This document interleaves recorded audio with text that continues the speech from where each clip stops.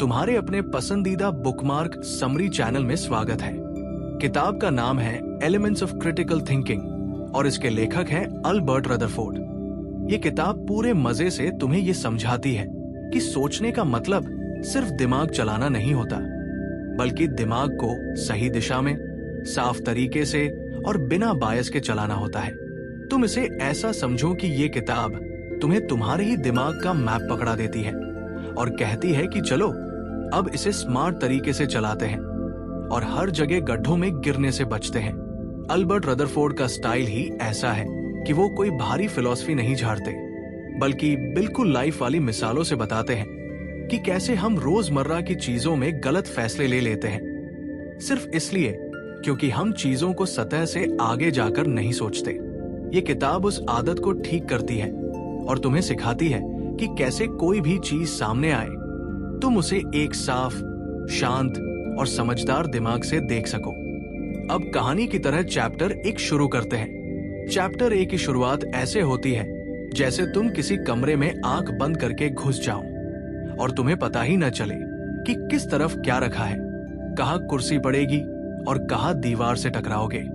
लेखक कहता है कि ज्यादातर लोग ऐसे ही सोचते हैं, मतलब बिना देखे, बिना सवाल पूछे और बिना दिशा समझे। वो कहता है कि सोच असल में एक टूल की तरह है और टूल तभी काम करता है जब हमें पता हो कि उसे कैसे पकड़ना है। तुम्हें ऐसा लगेगा जैसे वो तुम्हें एक छोटा सा झटका देकर कह रहा हो कि यार तुम सोचते तो हो, लेकिन तुम्हारा दिमाग ज्यादातर ऑटो पायलट पर चलता है और यही बड़ी दिक्कत है। इस चैप्टर में लेखक तुम्हें ये एहसास कराता है कि क्रिटिकल थिंकिंग का पहला कदम है ये मानना कि हम सब किसी न किसी लेवल पर गलतियां करते हैं और इन गलतियों का कारण आलस नहीं, बल्कि सोचने का अधूरा तरीका है। वो कहता है कि क्रिटिकल थिंकिंग कोई टैलेंट नहीं, ये एक आदत है जिसे तुम धीरे धीरे सीख सकते हो और जब तुम इसे सीख लेते हो तो वही दुनिया जिसमें अभी सब उलझा सा लगता है थोड़ी थोड़ी करके साफ होने लगती है। वो तुम्हें यह भी समझाता है कि सामान्य सोच और क्रिटिकल सोच में फर्क कुछ ऐसा है जैसे अंधेरे में चीजों का अंदाजा लगाना और लाइट ऑन करके सब साफ साफ देखना। और ये चैप्टर तुमसे कहता है कि अगर तुमने अपना दिमाग साफ तरीके से इस्तेमाल करना सीख लिया तो फैसले बेहतर होंगे, लोग तुम्हें इंप्रेस करना मुश्किल समझेंगे और तुम कहीं भी किसी भी चीज को समझने में दूसरों से आगे निकल जाओगे। अंत में वो तुम्हें हल्का सा चैलेंज भी देता है कि अगली बार जब किसी चीज पर कोई राय बनाओ तो पहले खुद से पूछना कि मैं ऐसा क्यों सोच रहा हूं और क्या मैं पूरे सच को देख भी रहा हूं या बस आधा हिस्सा पकड़कर बाकी कहानी मन से जोड़ रहा हूं। यही इस चैप्टर का असली बीज है। चैप्टर 2, तुम्हारा दिमाग कैसे सोचता है और कहां कहां गलती खा जाता है। तुमने कभी नोटिस किया है कि हम कई बार कोई बात बिना जांच पड़ताल के ही सच मान लेते हैं, जैसे किसी ने कह दिया कि ये शॉर्टकट सबसे तेज है और तुम बिना सोचे समझे उसी रास्ते पर चल पड़े, जबकि बाद में पता चला कि वो तो सबसे लंबा था। यही चीज इस चैप्टर का असली खेल है। यहाँ लेखक तुम्हें बड़े प्यार से ये समझाता है कि तुम्हारा दिमाग हमेशा सुपर हीरो की तरह काम नहीं करता, बल्कि कई बार ऐसी छोटी छोटी गलतियां करता रहता है जिन्हें तुम पकड़ भी नहीं पाते। लेखक कहता है कि तुम्हारे दिमाग में 2 तरह की सोच चलती रहती है, एक बिल्कुल तेज और ऑटोमेटिक होती है, यानी जैसे तुम तुरंत किसी को देखकर अंदाजा लगा लेते हो कि वो कैसा है या तुम तुरंत जवाब दे देते हो बिना सोचे। ये सोच तुम्हें तेज फैसले लेने में मदद करती है, लेकिन यही सोच सबसे ज्यादा धोखा भी देती है। दूसरी सोच धीमी हिंडोले वाली होती है, जिसमें तुम रुककर सोचते हो, सवाल करते हो, तुलना करते हो और फिर फैसला बनाते हो। ये सोच ज्यादा समझदार होती है, लेकिन थोड़ी मेहनत मांगती है। लेखक यहाँ तुम्हें बताता है कि तुम्हारा दिमाग अक्सर उस तेज सोच पर भरोसा कर लेता है और फिर वही तुम्हें गलत फैसलों तक पहुंचाती है। जैसे तुम मान लेते हो कि जो चीज चमक रही है वो अच्छी है, या जो बात बार बार कही जा रही है वो सच है, या जिसके पास आत्मविश्वास ज्यादा है वो सही होगा। लेकिन असल में ये सब दिमाग की चालें हैं जिनसे वो तुम्हें शॉर्टकट के सहारे तुरंत नतीजा दे देता है। बस कई बार वही शॉर्टकट गलत साबित हो जाता है। इस चैप्टर में लेखक तुम्हें ये एहसास दिलाता है कि जब तुम किसी बात को बहुत जल्दी सच मान लेते हो, कोई राय बना लेते हो, किसी को अच्छा या बुरा मान लेते हो, या किसी चीज को लेकर तुरंत फैसला कर लेते हो, तब ज्यादातर तुम्हारे दिमाग की तेज सोच काम कर रही होती है। और अगर तुम सच में समझदारी दिखाना चाहते हो तो तुम्हें थोड़ी देर अपनी धीमी सोच को मौका देना पड़ेगा ताकि वो पूरी तस्वीर साफ कर सके।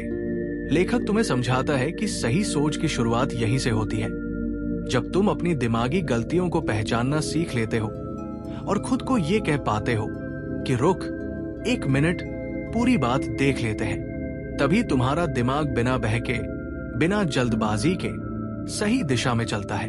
चैप्टर 3, तुम कैसे अपने दिमाग को बेहतर सोचने के लिए ट्रेन कर सकते हो। सोचो तुम जिम जाते हो और हर दिन थोड़ा थोड़ा वर्कआउट करते रहते हो। धीरे धीरे मसल्स बनते हैं, ताकत बढ़ती है और पहले से ज्यादा कंट्रोल महसूस होता है। ठीक यही चीज तुम्हारे दिमाग के साथ भी होती है। बस फर्क इतना है कि तुम्हारे दिमाग के डंबल सवाल होते हैं, एक्सरसाइज गहराई से सोचना होता है और पसीना तर्क निकालते हुए आता है। ये चैप्टर तुम्हें बहुत ही सिंपल तरीके से बताता है कि अगर तुम सही सोच की आदत डाल लो तो तुम्हारा दिमाग सचमुच तेज और साफ काम करेगा। लेखक यहाँ सबसे पहले यही समझाता है कि सही सोच कोई जादू नहीं, एक ट्रेन की तरह है जिसमें धीरज और प्रैक्टिस की जरूरत होती है। तुम्हें हर छोटी बात पर खुद से पूछना शुरू करना पड़ता है कि मैं ये क्यों मान रहा हूं, इसका सबूत क्या है, कहीं मैं सिर्फ अनुमान तो नहीं लगा रहा, कहीं मैं भावनाओं में बह तो नहीं गया। ये सवाल तुम्हारे दिमाग को हल्का झटका देते हैं और उसे सही दिशा में सोचने के लिए तैयार करते हैं। फिर लेखक तुम्हें ये एहसास दिलाता है कि जब तुम किसी बात को सोच रहे होते हो तो तुम्हारे अंदर 2 आवाजें चलती रहती है। पहली वो जो कहती है कि बस यार, इतना ही काफी है, जल्दी फैसला कर ले। दूसरी वो जो कहती है कि रुको, 1 मिनट, पूरी तस्वीर समझ लेते हैं। अक्सर तुम पहली वाली आवाज की बात मान लेते हो क्योंकि वो आरामदायक लगता है, लेकिन असल में जो भी लोग अच्छा सोचते हैं वे दूसरी आवाज को ज्यादा सुनते हैं। और ये क्षमता जन्म से नहीं आती बल्कि धीरे धीरे बनती है। इस चैप्टर में लेखक कहता है कि तुम्हें खुद को इस तरह ट्रेन करने की जरूरत है कि तुम किसी भी जानकारी पर तुरंत भरोसा न कर बैठो। तुम्हें धीरे धीरे अपने दिमाग को ये आदत डालनी है कि हर चीज को चेक करो, सवाल करो, सामने वाले की बात और अपनी सोच दोनों को बराबर कसौटी पर रखो। इससे तुम्हारी सोच की मांसपेशियां मजबूत होती जाती है। आखिर में लेखक तुम्हें यह समझाता है कि भीड़ के साथ बच जाना बहुत आसान होता है, लेकिन खुद से सोचने की हिम्मत बहुत कम लोगों में होती है। जब तुम ये हिम्मत सीख लेते हो तब तुम्हारे फैसले ज्यादा साफ, ज्यादा सही और तुम्हारी असल समझ के आधार पर बनते हैं, ना कि सिर्फ दूसरों की राय या गलत धारणाओं पर। चैप्टर 4, तुम्हारा दिमाग कैसे फैसले लेता है और कहां-कहां फंस जाता है। जरा एक पल के लिए सोचो कि तुम किसी दुकान में खड़े हो और सामने 2 चीजें रखी है, एक सस्ती है, दूसरी थोड़ी महंगी है, और तुम उलझे हुए हो कि कौन सी लेनी है। बाहर से लगता है कि ये बस एक छोटा सा फैसला है, लेकिन इस चैप्टर में लेखक तुम्हें अंदर की पूरी मशीनरी दिखाता है कि तुम्हारा दिमाग असल में इस समय क्या कर रहा होता है। लेखक सबसे पहले तुम्हें ये एहसास दिलाता है कि तुम्हारा दिमाग फैसले लेने में हमेशा 2 रास्तों का इस्तेमाल करता है। एक तेज वाला रास्ता जो बिना सोचे समझ के झट से फैसला देता है, जैसे अचानक कुछ देखकर डर जाना या बिना सोचे बोल देना कि ये ठीक लग रहा है। दूसरा धीमा वाला रास्ता है जो बैठकर सोचता है, तुलना करता है, सवाल पूछता है और फिर फैसला करता है। मुश्किल ये है कि हम में से ज्यादातर लोग तेज वाले रास्ते का इस्तेमाल ज्यादा करते हैं क्योंकि वो आसान लगता है, दिमाग को मेहनत नहीं करनी पड़ती और सब कुछ फटाफट हो जाता है। लेकिन तेज वाला रास्ता बड़ी चालाकी से तुम्हें धोखा भी दे देता है। वो तुम्हें वही दिखाता है जो तुम देखना चाहते हो, वही सुनाता है जो तुम सुनना चाहते हो, और तुम्हें ये एहसास भी नहीं होने देता कि तुम्हारा पूरा फैसला भावनाओं, अनुमान और आधे अधूरे तथ्यों पर टिका हुआ है। लेखक तुमसे कहता है कि सबसे बड़ा खतरा यही है कि तुम्हारा दिमाग गलत फैसले को भी बिल्कुल सही फैसला जैसा महसूस करवाता है। फिर लेखक तुम्हें यह बताता है कि तुम्हारा दिमाग कई तरह की गलत आदतों में फंसा रहता है। जैसे तुम वही जानकारी सबसे पहले पकड़ लेते हो जो तुम्हारी सोच को सपोर्ट करे, और जो चीजें उसे गलत साबित कर सकती है उन्हें तुम नजरअंदाज कर देते हो।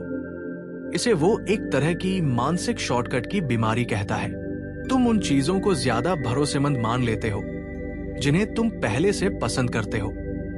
तुम उन बातों को ज्यादा सही मान लेते हो जिन्हें तुम कई बार सुन चुके हो, चाहे वो पूरी तरह गलत ही क्यों न हो। लेखक कहता है कि दिक्कत ये नहीं कि तुम्हारा दिमाग तेज फैसले लेता है, दिक्कत यह है कि तुम बिना सोचे उस पर भरोसा कर लेते हो।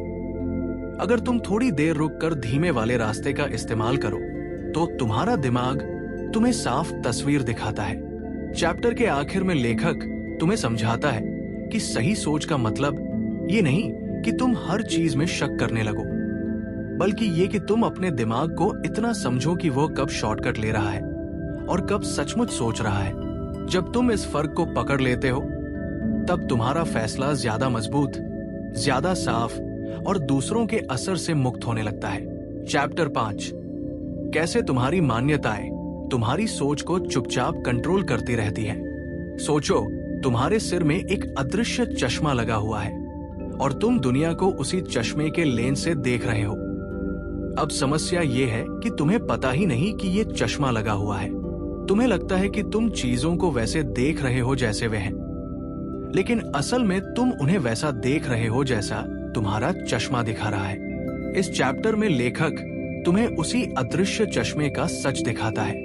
लेखक बताता है कि तुम्हारी मान्यताएं, यानी तुम्हारे अंदर बैठी हुई पुरानी धारणाएं, तुम्हारी सोच को इतनी मजबूती से पकड़ कर रखती है कि तुम चाहकर भी उनसे बाहर नहीं निकल पाते। तुम सब कुछ उन्हीं मान्यताओं की भाषा में समझते हो। कोई नई बात सुनो तो तुम पहले उसे अपनी मान्यताओं से मैच करते हो। अगर मेल खा गई तो ठीक, नहीं तो उसे तुम चुपचाप दिमाग से बाहर फेंक देते हो। और मजेदार बात यह है कि तुम्हें लगता है कि तुम बहुत तार्किक हो, जबकि असल में तुम्हारी मान्यताएं तुम्हारा पूरा तर्क कंट्रोल कर रही होती है। लेखक कहता है कि हम सब अपने दिमाग में एक तरह का इनर वर्ल्ड बनाकर रखते हैं। इस दुनिया के अंदर कुछ चीजें हमेशा सही होती हैं, कुछ हमेशा गलत, कुछ लोग हमेशा भरोसेमंद, कुछ हमेशा शकी। तुम अपने इस इनर वर्ल्ड को बचाने में लगे रहते हो, क्योंकि इसे तोड़ना तुम्हारे दिमाग को असुरक्षित महसूस कराता है। इसलिए जब भी कोई ऐसा तथ्य आता है जो इस इनर वर्ल्ड को हिला सकता है, तुम उसे तुरंत रिजेक्ट कर देते हो, या तो मजाक बना देते हो, या कहते हो कि ऐसा हो ही नहीं सकता। लेखक तुम्हें यह भी समझाता है कि मान्यताएं इतनी चालाक होती हैं कि वे तुम्हें खुद ही सच का दुश्मन बना देती है। तुम उन बातों को बहुत तेजी से पकड़ लेते हो जो तुम्हारे दिमाग को आराम दे, और उन बातों से दूर भागते हो जो तुम्हारी सोच को चुनौती दे। यही वजह है कि गलत बातें इतनी आसानी से फैल जाती हैं और सही बातें अक्सर तुम्हें बोरिंग लगती है। फिर लेखक तुमसे एक दिलचस्प बात कहता है कि अगर तुम सच में अपनी सोच मजबूत करना चाहते हो तो तुम्हें अपनी मान्यताओं से लड़ना नहीं है, बस उन्हें पहचानना है। जब भी तुम कोई फैसला करो या किसी बात पर राय बनाओ तो अपने आप से एक छोटा सा सवाल पूछो कि क्या ये मेरी मान्यता बोल रही है या मेरा दिमाग। ये एक छोटा सवाल है, लेकिन इसकी ताकत बहुत बड़ी है। आखिर में लेखक कहता है कि अच्छी सोच तब शुरू होती है जब तुम अपनी मान्यताओं को सच नहीं, बल्कि सिर्फ एक शुरुआती अंदाजा मानकर देखते हो। जब तुम अपने दिमाग में इतना स्पेस बना लेते हो कि नई जानकारी अंदर आ सके, तब तुम दुनिया को ज्यादा साफ, ज्यादा असली तरीके से समझ पा रहे होते हो। चैप्टर 6, दिमाग का सबसे बड़ा जाल। तुम वही देखते हो जो तुम देखना चाहते हो। लेखक इस चैप्टर की शुरुआत एक बहुत मजेदार लेकिन सच्ची बात से करता है कि इंसान दुनिया को जैसी है वैसी नहीं देखता, बल्कि जैसा वो देखना चाहता है वैसा देखता है। मतलब एक तरह से तुम अपने दिमाग के ही डायरेक्टर हो और पूरी दुनिया एक मूवी की तरह तुम्हें उसी स्क्रिप्ट में नजर आती है जो तुम्हारा दिमाग पहले से तय कर चुका होता है। लेखक बताता है कि दिमाग का ये चालाक सिस्टम कंफर्मेशन बायस कहलाता है। इसका मतलब यह है कि तुम हमेशा वही चीजें नोटिस करोगे जो तुम्हारी सोच को सपोर्ट करे। जो चीजें तुम्हारे दिमाग की बनाई हुई कहानी से मेल नहीं खाती, उन्हें तुम या तो इग्नोर कर देते हो या गलत साबित करने में पूरी ताकत लगा देते हो। जैसे अगर तुम सोचते हो कि कोई इंसान तुम्हें पसंद नहीं करता, तो तुम उसकी हर छोटी हरकत में भी वही देखोगे। वो मुस्कुराए तो तुम्हें लगेगा कि वो दिखावा कर रहा है, वो चुप रहे तो लगेगा कि वो तुम्हें इग्नोर कर रहा है। यानी कहानी एक ही है, लेकिन हर सीन उसी हिसाब से एडिट हो जाता है। लेखक कहता है कि ये आदत इसलिए बनती है क्योंकि दिमाग को आराम चाहिए। दिमाग के लिए सबसे मुश्किल चीज है अपनी ही सोच को सवालों के कटघरे में खड़ा करना। इसलिए वो उन बातों को जल्दी पकड़ लेता है जो आपकी सोच से मैच करती है और उन बातों को दूर फेंक देता है जो आपको दोबारा सोचने पर मजबूर कर सकती है। इस चैप्टर में लेखक तुम्हें यह भी दिखाता है कि अक्सर हम दुनिया को हाँ या ना, सही या गलत, अच्छा या बुरा जैसी आसान कैटेगरी में बांट देते हैं क्योंकि इससे सोचना आसान हो जाता है। लेकिन असल में दुनिया इतनी सिंपल होती ही नहीं। जब तुम अपनी सोच को इतनी सख्त कैटेगरी में बंद कर लेते हो तो तुम बहुत सारी चीजों के सच को मिस कर देते हो क्योंकि तुम्हारा दिमाग पहले ही फैसला कर चुका होता है कि उसे क्या देखना है। फिर लेखक तुम्हें एक छोटी सी प्रैक्टिस देता है कि जब भी तुम किसी बात पर तुरंत कोई राय बनाओ तो एक पल रुक कर सोचो कि क्या मैं सच में ये बात समझ रहा हूं या मैं सिर्फ अपनी पुरानी सोच को सही साबित करने के लिए ये मान रहा हूं। ये छोटा रुकना और खुद से ये पूछना तुम्हें धीरे धीरे अपने दिमाग की इस आदत से बाहर निकालने लगता है। आखिर में लेखक कहता है कि अच्छी सोच का मतलब ये नहीं है कि तुम अपनी हर राय पर शक करते रहो, बल्कि ये है कि तुम अपने दिमाग को ये आजादी दो कि वो नई बातों को भी जगह दे सके। जब तुम दुनिया को जो है उस नजर से देखने लगते हो, न कि जो मैं चाहता हूं कि हो, तब तुम्हारी सोच सच के करीब आने लगती है और तुम बेहतर फैसले लेने लगते हो। चैप्टर 7, दिमाग का दूसरा बड़ा धोखा, पहली नजर का प्यार, पहली नजर का भरोसा और पहली नजर की गलती। लेखक इस चैप्टर की शुरुआत एक बड़े मजेदार सच से करता है कि इंसान पहली नजर वाले फैसलों में बहुत जल्दी फंस जाता है। मतलब कोई इंसान पहली बार मिला और तुम्हें उसका आत्मविश्वास पसंद आ गया तो दिमाग तुरंत फैसला ले लेता है कि ये इंसान भरोसे लायक है। या किसी ने पहली बार कुछ स्मार्ट बोल दिया तो दिमाग उसे बहुत होशियार समझ लेता है। लेखक कहता है कि दिक्कत यही है, पहली नजर हमेशा सच नहीं होती, लेकिन दिमाग उसे सच मानने में एक सेकंड भी नहीं लगाता। लेखक बताता है कि ये दिमाग की पहली छाप वाला शॉर्टकट है। दिमाग को जल्दी जल्दी फैसले लेने की आदत है, इसलिए वो हर चीज को लंबा, धीमा और गहराई से देखना पसंद नहीं करता। उसका नियम है कि पहली नजर में जो दिखा वही असली है। जैसे अगर कोई शांत दिख रहा है तो दिमाग कहता है कि ये अच्छा इंसान है, लेकिन उसे ये नहीं पता कि शायद वो सिर्फ चुप है, अच्छा होना जरूरी नहीं।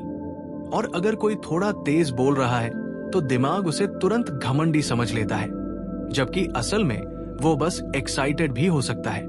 लेखक समझाता है कि इसी वजह से दुनिया में बहुत सारे गलत फैसले सिर्फ इसलिए होते हैं क्योंकि हम किसी व्यक्ति, घटना या चीज को सिर्फ शुरुआत वाले नजरिए से जज कर लेते हैं और फिर उसी नजरिए को पकड़कर बैठ जाते हैं। दिमाग बाद में आने वाली सारी जानकारी को भी उसी पहले बने हुए इमेज के हिसाब से एडिट करने में जुट जाता है। अगर तुमने किसी को अच्छा मान लिया तो उसकी गलतियों को भी तुम छोटी बात समझकर छोड़ दोगे, और अगर तुमने किसी को शुरू में ही खराब मान लिया तो उसकी अच्छी बातें भी तुम्हें नकली लगेंगी। इस चैप्टर में लेखक ये भी कहता है कि पहली छाप में सबसे बड़ा धोखा सतही संकेतों का होता है, जैसे किसी की ड्रेस, बोलने का तरीका, पोज, आवाज का टोन या चेहरे की एक्सप्रेशन। दिमाग इन सब चीजों को देखकर ऐसा दिखाता है जैसे उसने पूरी फाइल पढ़ ली हो, जबकि असल में ये सिर्फ कवर होता है, कंटेंट नहीं। लेकिन दिमाग को कवर बहुत भाता है, क्योंकि कवर देखकर फैसला लेना आसान होता है। फिर लेखक तुम्हें एक छोटा सा हकीकत वाला मोड़ देता है।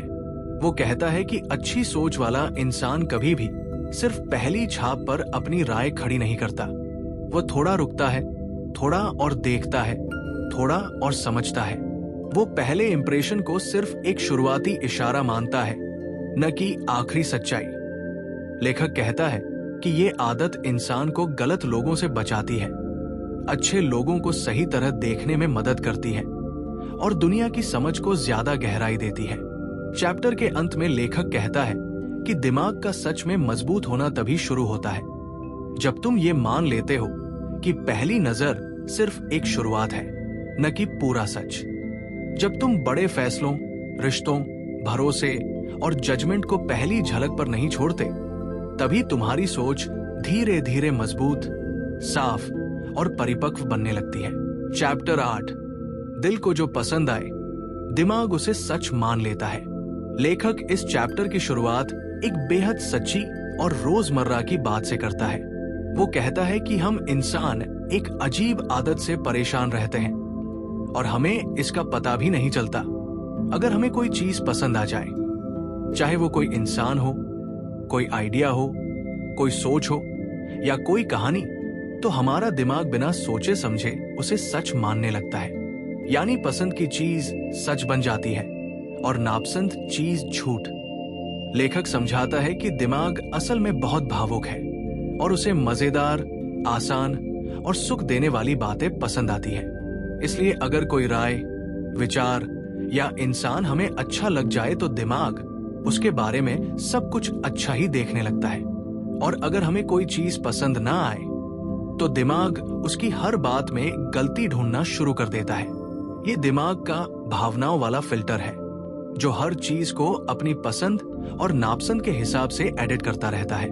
लेखक एक छोटे से उदाहरण से बात और साफ करता है। जैसे अगर तुम किसी फिल्म को पसंद करते हो तो तुम उसे बार बार देख सकते हो और हर बार कुछ नया अच्छा लगेगा। लेकिन वही फिल्म जिसे तुम पहली बार में नापसंद कर दोगे, उसके बारे में तुम किसी अच्छी बात को आंखों से नहीं देख पाओगे। मतलब चीज वही है, बस दिमाग ने पहले से फैसला कर लिया है कि उसे कैसा महसूस करना है। लेखक कहता है कि यही गड़बड़ हमारे रिलेशनशिप में भी होती है।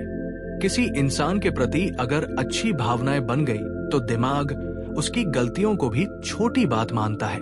लेकिन अगर किसी के लिए नेगेटिविटी बैठ गई तो वो चाहे कितना भी अच्छा व्यवहार क्यों न कर ले, तुम उसमें कमी ही ढूंढोगे। दिमाग पहले से तय कर लेता है कि किसे किस निगाह से देखना है और फिर सब कुछ उसी ढांचे में फिट करता जाता है। इस चैप्टर में लेखक ये भी बताता है कि पसंद नापसंद वाली सोच खासतौर पर हमारी राय को सबसे ज्यादा प्रभावित करती है। अगर कोई आइडिया हमारी पुरानी सोच से मेल खाता है तो दिमाग उसे बड़ी जल्दी ये तो सही है कह देता है। लेकिन अगर कोई नई बात हमारी मान्यताओं से टकराती है तो दिमाग तुरंत उसे गलत साबित करने वाले तर्क ढूंढने में लग जाता है। दिमाग के लिए आराम ज्यादा जरूरी होता है और पुरानी मान्यताएं सबसे आरामदायक होती है। फिर लेखक तुम्हें एक बात समझाता है कि पढ़े लिखे होने का मतलब ये नहीं होता कि तुम हमेशा सही सोचोगे। असली समझ तब आती है जब तुम अपनी पसंद और नापसंद को थोड़ा किनारे रखकर चीजों को देखें। क्योंकि अगर दिमाग सिर्फ पसंद की आवाज सुनेगा तो वो कभी सच तक नहीं पहुंचेगा। चैप्टर के अंत में लेखक कहता है कि दिमाग को मजबूत बनाने का पहला कदम यही है कि तुम अपनी भावनाओं के चश्मे उतारकर चीजों को देखें। जब तुम ये समझ जाते हो कि तुम्हारी पसंद का मतलब सच नहीं है और नापसंद का मतलब झूठ नहीं है, तभी तुम दुनिया को एक साफ और ईमानदार नजर से देख पाओगे। यही असली क्रिटिकल थिंकिंग की शुरुआत है। चैप्टर 9, अगर तुम्हें कुछ साबित करना है तो दिमाग हर जगह सबूत ढूंढ ही लेगा। लेखक इस चैप्टर की शुरुआत एक बहुत दिलचस्प बात से करता है। वो कहता है कि इंसान का दिमाग किसी वकील की तरह काम करता है। जैसे वकील पहले फैसला ले लेता है कि उसे अपने क्लाइंट को बचाना है और फिर दुनिया भर के सबूत उसी तरफ से ढूंढता है। वैसे ही दिमाग पहले से तय कर लेता है कि उसे क्या सच मानना है और फिर बस उसी सच को साबित करने के लिए हर जगह सबूत खोजता है।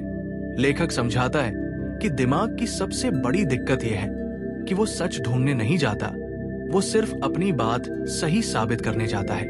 अगर तुम किसी इंसान के बारे में पहले ही सोच लो कि वो भरोसेमंद है, तो उसका कोई भी काम तुम्हें ईमानदार लगेगा। लेकिन अगर तुम किसी को पहले से ही चालाक समझते हो, तो वही काम तुम्हें शक की तरह लगेगा। यानी दिमाग ने पहले ही फैसला कर लिया होता है और बाद में बस उसकी तरफ सबूत जुटाता है। लेखक एक छोटा सा रिलेटेबल उदाहरण देता है। जैसे तुमने नया फोन खरीदा और तुम सोच रहे हो कि ये सबसे अच्छा फोन है, फिर चाहे कोई 100 कमियां बताए, तुम्हें फिर भी लगेगा कि तुम्हारा फोन शानदार है, क्योंकि दिमाग ने पहले ही कह दिया है कि ये सही फैसला था। और फिर वो हर जगह ऐसे पॉइंट ढूंढता रहेगा जो इस बात को सही साबित करे। फिर लेखक बताता है कि यही चीज सोशल मीडिया में सबसे ज्यादा दिखाई देती है। लोग अपनी पसंद की राय ढूंढते हैं, वैसी पोस्ट पढ़ते हैं, वैसी वीडियो देखते हैं और फिर समझते हैं कि पूरी दुनिया उनकी ही तरह सोच रही है, जबकि असल में दिमाग कुछ भी नया सीख ही नहीं देता, क्योंकि वो सिर्फ अपनी बात के समर्थन वाले सबूत इकट्ठा करता रहता है। इस चैप्टर में लेखक एक और मजेदार बात कहता है। वो कहता है कि दिमाग एक बार खुद को सही मान ले तो उसे गलत साबित करना लगभग नामुमकिन होता है। चाहे तुम फैक्ट्स दिखा दो, चाहे तर्क दे दो, दिमाग फिर भी पुराने विश्वास से चिपका रहता है। उसे लगता है कि गलती मानना यानी खुद को बेवकूफ साबित करना, और दिमाग को ये बिल्कुल पसंद नहीं आता। चैप्टर के आखिर में लेखक तुम्हें एक छोटा सा तरीका बताता है जिससे तुम इस दिमागी जाल से बच सकते हो। वो कहता है कि जब भी तुम किसी बात को सच मानने लगो, तो खुद से बस एक सवाल पूछो कि अगर ये बात गलत होती तो मुझे कौन से सबूत दिखते। ये सवाल दिमाग को दोनों तरफ से देखने पर मजबूर करता है और तुम सच के ज्यादा करीब पहुंचते हो। लेखक का कहना है कि दुनिया में समझदार वही नहीं होते जो बहुत पढ़े लिखे हों, बल्कि वो होते हैं जो खुद की सोच को चुनौती देने की हिम्मत रखते हों। क्योंकि दिमाग की असली ताकत तब दिखती है जब वो सिर्फ अपनी बात साबित न करे, बल्कि सच में सच्चाई ढूंढे। चैप्टर 10। तुम्हारा दिमाग शॉर्टकट ढूंढने में मास्टर है, लेकिन ये शॉर्टकट हमेशा सही जगह नहीं ले जाते। इस चैप्टर की शुरुआत लेखक एक ऐसे पल से करता है जो हम सबके साथ होता है। वो कहता है कि कभी ध्यान दिया है, जब तुम्हें जल्दी में कोई फैसला लेना हो तो तुम बगैर सोचे ही कुछ चुन लेते हो। जैसे कोई तुमसे पूछे कि फल खाना है या चिप्स, और तुम बिना सोचे चिप्स उठा लो क्योंकि दिमाग को वो ज्यादा आसान लगा। इस तरह के फैसले सिर्फ भूख या स्वाद की वजह से नहीं होते, बल्कि दिमाग के अंदर मौजूद शॉर्टकट सिस्टम की वजह से होते हैं। लेखक बताता है कि दिमाग बहुत स्मार्ट है, लेकिन उसी स्मार्टनेस की वजह से वो हमेशा शॉर्टकट ढूंढता रहता है। उसे हर वक्त गहराई से सोचना पसंद नहीं, उसे आसान रास्ता चाहिए। दिमाग मानता है कि अगर कोई चीज पहले काम कर गई थी तो आगे भी करेगी, चाहे वो इस बार गलत भी क्यों न हो जाए। यही वजह है कि हम बहुत बार पुराने पैटर्न दोहराते रहते हैं बिना ये सोचे कि अब हालात बदल चुके हैं। फिर लेखक बताता है कि इन शॉर्टकट्स को मनोविज्ञान में ह्यूरिस्टिक्स कहा जाता है, लेकिन तुम्हें नाम याद रखने की जरूरत नहीं। बस इतना समझ लो कि ये वे छोटे छोटे रास्ते हैं जिन्हें दिमाग इस्तेमाल करता है ताकि उसे ज्यादा मेहनत न करनी पड़े। दिमाग का फोकस बस एनर्जी बचाने पर होता है, सच्चाई खोजने पर नहीं। लेखक एक बड़ा मजेदार उदाहरण देता है। वो कहता है कि अगर दिमाग को कोई इंसान साफ कपड़ों में और आत्मविश्वास से बात करते हुए दिखे, तो वो तुरंत मान लेता है कि ये इंसान भरोसेमंद होगा, सिर्फ इसलिए कि वो ठीक से दिख रहा है, जबकि उसके इरादे कुछ भी हो सकते हैं। दिमाग ने जल्दी से एक शॉर्टकट लिया और फैसला कर लिया, बिना पूरी कहानी समझे। इसी तरह अगर कोई चीज बार बार दिखाई दे या सुनी जाए, तो दिमाग तुरंत सोचता है कि ये सच होगी। यही कारण है कि कई बार हम झूठी खबरें मान लेते हैं, सिर्फ इसलिए कि हमने उन्हें कई जगह देख लिया। दिमाग कहता है कि भाई ये इतनी बार देखा है, जरूर सही होगा, जबकि असलियत कुछ और ही होती है। लेखक ये भी कहता है कि दिमाग के ये शॉर्टकट सिर्फ गलत फैसले ही नहीं करवाते, बल्कि कई बार हमें ऐसे लोगों के जाल में भी फंसा देते हैं जो हमारे दिमाग की इसी कमजोरी का फायदा उठाते हैं। वो जानते हैं कि इंसान जल्दी भरोसा करता है, जल्दी घबरा जाता है और जल्दी प्रभावित हो जाता है, और फिर वो इन शॉर्टकट्स का इस्तेमाल करके मनोवैज्ञानिक खेल खेलते हैं। चैप्टर के आखिर में लेखक तुम्हें सलाह देता है कि शॉर्टकट से बचने का सबसे अच्छा तरीका यह है कि थोड़ी देर रुक जाओ। फैसला लेने से पहले खुद से पूछो कि क्या मैं ये इसलिए चुन रहा हूं क्योंकि ये आसान है, या इसलिए क्योंकि ये सही है। ये छोटा सा सवाल दिमाग को धीमा करता है और तुम्हें ज्यादा सही सोचने का मौका देता है। लेखक कहता है कि जिंदगी में समझदार वही बनता है जो जरूरत पड़ने पर दिमाग को धीमा करके सच में सोच लेता है, वरना शॉर्टकट पूरी जिंदगी तुम्हें गलत मोड़ों पर घुमाते रहेंगे। चैप्टर 11, तुम कैसे खुद को मानसिक जालों से बचा सकते हो। सोचो तुम किसी कमरे में जा रहे हो और हर तरफ छोटे छोटे जाल लगे हुए हैं। कोई तुम्हारा पैर पकड़ लेता है, कोई तुम्हें चक्कर में डाल देता है, कोई तुम्हें गलत दिशा में खींच लेता है। अब जिंदगी में भी ऐसे ही बहुत सारे दिमागी जाल होते हैं जो चुपचाप तुम्हारी सोच को मैनिपुलेट करते रहते हैं। ये चैप्टर तुम्हें यही समझाता है कि ये जाल कैसे दिखते हैं और तुम इन्हें पहचान कर कैसे बच सकते हो। लेखक तुम्हें सबसे पहले बताता है कि तुम्हारा दिमाग शॉर्टकट्स बहुत पसंद करता है। उसे तेजी चाहिए, कम मेहनत चाहिए और जल्दी नतीजा चाहिए। लेकिन यही जल्दी वाले फैसले बाद में बड़ी बड़ी गलतियों का कारण बन जाते हैं। जैसे तुम किसी को पहली नजर में देखकर तय कर लेते हो कि वो कैसा इंसान है, या तुम कोई खबर सुनकर बिना जांचे उसे सच मान लेते हो। तुम्हारा दिमाग कहता है कि बस मान ले, लेकिन यही फसाना है। लेखक फिर तुम्हें बताता है कि कंफर्मेशन बायस सबसे बड़ा जाल है।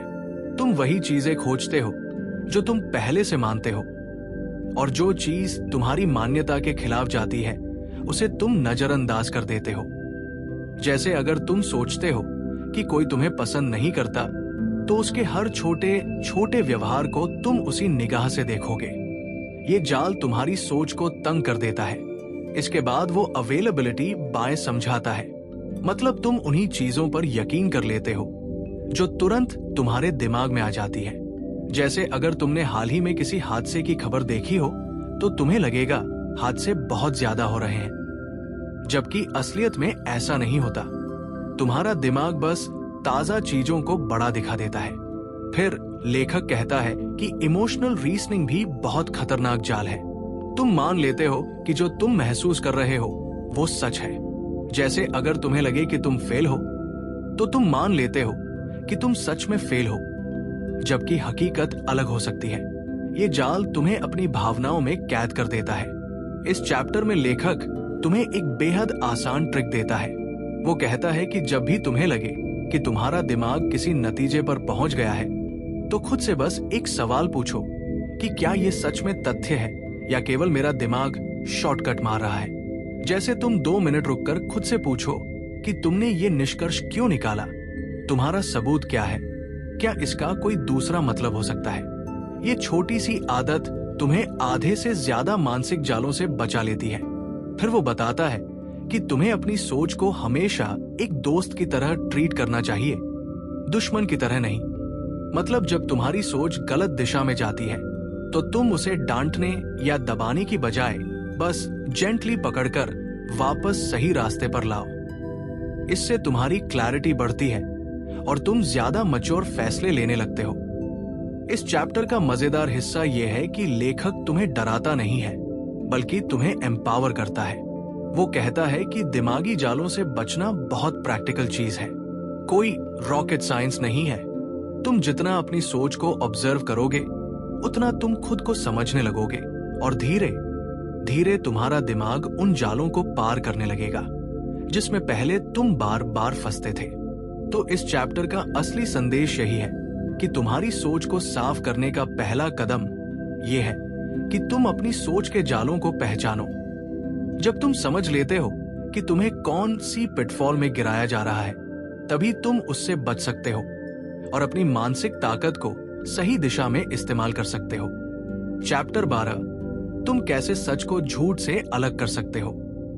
मान ले एक पल के लिए कि तुम भीड़ भरे बाजार में खड़े हो और चारों तरफ लोग अलग अलग बातें कर रहे हैं। कोई तुम्हें समझा रहा है कि उसका प्रोडक्ट असली है, कोई कह रहा है कि उसने सच में किसी का इलाज कर दिया, कोई खबर उछाल रहा है और कोई डर फैलाकर फायदा उठाना चाहता है। अब तुम्हें खुद ही तय करना है कि कौन सच बोल रहा है और कौन तुम पर खेल रहा है। यही कला इस चैप्टर में लेखक तुम्हें सिखाता है। लेखक सबसे पहले कहता है कि सच्चाई की पहचान करना एक स्किल है। ये तुम्हें स्कूल में नहीं सिखाई जाती, लेकिन जिंदगी में सबसे ज्यादा काम यही स्किल आती है। वो समझाता है कि हम अक्सर उस जानकारी पर यकीन कर लेते हैं जो हमें आसान लगती है, या जिस पर भावनाएं हावी हो जाती हैं, या जो हमारे पहले से बने हुए विचारों से मेल खाती है। लेकिन सच हमेशा स्मूथ नहीं होता। सच कभी कभी कड़क होता है और उसे पहचानने के लिए दिमाग को साफ तरीके से चलाना पड़ता है। वो तुम्हें समझाता है कि झूठ को पकड़ने का पहला तरीका है दिमाग से सवाल पूछना। जैसे तुम खुद से पूछो कि ये बात किसने कही, उसका क्या इरादा हो सकता है, उसे ये जानकारी कहां से मिली, क्या इसके पास कोई ठोस वजह या सबूत है। तुम देखोगे कि जिसमें दम नहीं होगा वो बात खुद ही टूट जाएगी। फिर लेखक बताता है कि हम अक्सर किसी चीज को इसलिए सच मान लेते हैं क्योंकि उसे बहुत बार बोला जाता है। इसे वो रेपिटेशन ट्रैप कहता है। मतलब कोई चीज जितनी बार सुनी जाती है उतनी सच लगने लगती है, चाहे वो असल में गलत ही क्यों न हो। ये जाल सोशल मीडिया में सबसे ज्यादा दिखता है, जहां हर दिन कुछ न कुछ वायरल होता रहता है। लेखक तुम्हें बोलता है कि सिर्फ इसलिए किसी चीज को ना मानना कि वो हर जगह दिख रही है या उस पर बहुत लोग बात कर रहे हैं। इसके बाद वो बताता है कि कभी कभी झूठ बहुत आकर्षक होता है। वो तुम्हें वो सुनाता है जो तुम सुनना पसंद करते हो, इसलिए तुम फौरन उसे सच मान लेते हो। लेकिन सच कभी कभी वो होता है जिसे सुनना तुम्हें पसंद नहीं होता, लेकिन वो तुम्हारे लिए जरूरी होता है।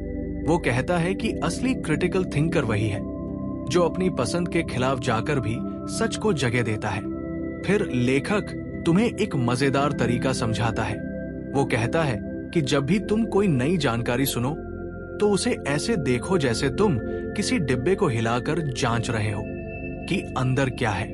मतलब तुम जानकारी को जरा झकझको, सवाल पूछो, उसे उलट पुलट कर देखो। अगर वो मजबूत होगी तो टिक जाएगी, अगर खोखली होगी तो तुरंत बिखर जाएगी।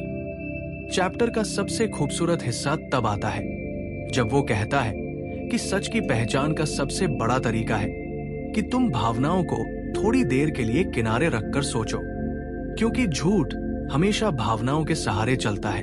वो तुम्हें गलत चीज से डराता है, झूठी उम्मीदों से फुसलाता है और शिकायतों पर आग डालता है। लेकिन सच हमेशा शांति से खड़ा रहता है। अगर कोई बात तुम्हें बहुत ज्यादा एक्साइटेड या बहुत ज्यादा डरा दे तो एक मिनट रुककर उसे जांचना जरूरी है। अंत में लेखक कहता है कि सच को पहचानना कोई एक बार का काम नहीं है, ये आदत है। जैसे तुम रोज अपने दांत साफ करते हो, वैसे ही तुम्हें रोज अपनी सोच को साफ रखना पड़ता है। जितना तुम समझदारी से चीजों को देखोगे उतना तुम गलत जानकारी से सुरक्षित रहोगे और दूसरों की मैनिपुलेशन से भी बच जाओगे। तो इस चैप्टर का असली मतलब यही है कि सच हमेशा वही होता है, बस तुम्हें उसे देखने की आदत डालनी होती है। और एक बार ये आदत लग गई तो तुम किसी की भी बात बिना जांचे मानोगे ही नहीं। और यही असली क्रिटिकल थिंकिंग की ताकत है। चैप्टर 13, क्रिटिकल थिंकिंग की असली जिंदगी में ताकत। कहानी ऐसे शुरू होती है जैसे तुम किसी चौराहे पर खड़े हो और 4 अलग अलग रास्ते तुम्हें पुकार रहे हो, लेकिन हर रास्ते पर धुंध छाई हो और पता ही न चले कि कौन सा सही है। लेखक अल्बर्ट रदरफोर्ड कहता है कि यही असली वक्त होता है जब क्रिटिकल थिंकिंग तुम्हारे हाथ में टॉर्च बनकर चलती है और धुंध को काटकर तुम्हें दिखाती है कि किस दिशा में जाना है और क्यों जाना है। वो बताता है कि लोग सोचते हैं कि क्रिटिकल थिंकिंग सिर्फ किताबों, बहसों या ऑफिस मीटिंग्स के लिए होती है, लेकिन सच में इसकी सबसे ज्यादा जरूरत रोजमर्रा की जिंदगी में पड़ती है। जैसे किस पर भरोसा करना है, कौन सी जानकारी सही है, कौन सा फैसला तुम्हें आगे ले जाएगा और कौन सा तुम्हें पीछे धकेल देगा। वो समझाता है कि हर दिन हमारे सामने ढेरों चीजें रखी जाती हैं। News feeds, social media post, दूसरों की राय, डर, उम्मीदें, अफवाहें, और हमारा दिमाग कई बार थककर तुरंत फैसले कर लेता है। पर यही जगह है जहां क्रिटिकल थिंकिंग धीरे से कंधे पर हाथ रखकर कहती है कि जरा रुको और ये देखो कि असल में तथ्य क्या कह रहे हैं। लेखक आगे ये भी कहता है कि जो लोग भावनाओं में बह जाते हैं या भीड़ का पीछा करते हैं, वे अक्सर गलत फैसले करते हैं और बाद में पछताते हैं। लेकिन जो व्यक्ति थोड़ा सा रुककर, थोड़ा सोचकर, सही सवाल पूछकर और जानकारी की जड़ तक जाकर फैसले करता है, वही अपनी जिंदगी को अधिक मजबूत दिशा में ले जाता है। वो तुम्हें ये एहसास भी कराता है कि क्रिटिकल थिंकिंग का मतलब ठंडा या बेरहम बनना नहीं है। इसका मतलब है समझदारी से सोचना, ताकि तुम्हारी भावनाएं और फैसले दोनों सही जगह जाएं।